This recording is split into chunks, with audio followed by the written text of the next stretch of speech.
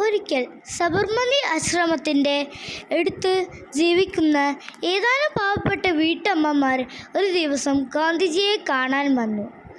അവർ മുഷിഞ്ഞു നാറുന്ന വസ്ത്രങ്ങൾ ധരിച്ചായിരുന്നു വന്നിരുന്നത്.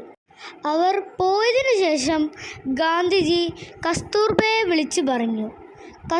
കസ്തൂർബയോട് പറഞ്ഞു, "നീ ഇപ്പോൾ വന്നവരെ കണ്ടില്ലേ?" കസ്തൂർബ പറഞ്ഞു, "അവർ നല്ലോണം നൂലുകൾ വെച്ച് തുന്നുന്ന നല്ല മിടുക്കികളാണ്." ഗാന്ധിജി പറഞ്ഞു, "അവർ ഇട്ട വസ്ത്രം നീ കണ്ടിരുന്നോ? അത് വൃത്തിയില്ലാത്ത വസ്ത്രമായിരുന്നു."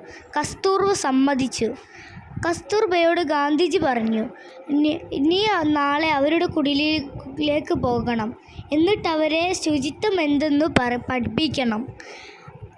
കസ്തൂർബ പിറ്റേന്ന് അവരുടെ കുടിലിലേക്ക് പോയി.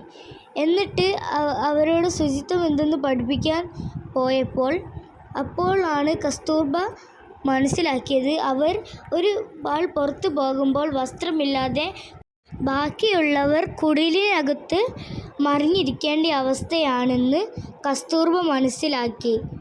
അതിനുശേഷം കസ്തൂർബ കുടിലിലേക്ക് തിരിച്ചു പോന്നിട്ട് ഗാന്ധിജിയോട് പറഞ്ഞു, "എൻ്റെ പൊന്നു ബാപ്പുജി, അവരുടെ കാര്യം മഹാകഷ്ടമാണ്. ഒരാൾ പുറത്തു പോകുമ്പോൾ ബാക്കിയുള്ളവർ മറിഞ്ഞിരിക്കണം. ഇതാണ് അവരുടെ അവസ്ഥ." ഗാന്ധിജി അങ്ങനെ നൂലെടുത്ത് മുണ്ട് തുന്നുകയാണ്.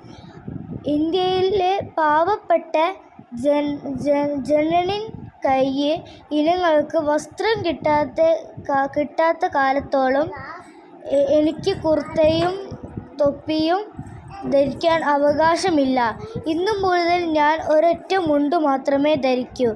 ഇത് എളിയ പ്രായശ്ചിത്തമാണ് എന്നും ഗാന്ധിജി കസ്തൂർബയോട് പറഞ്ഞു.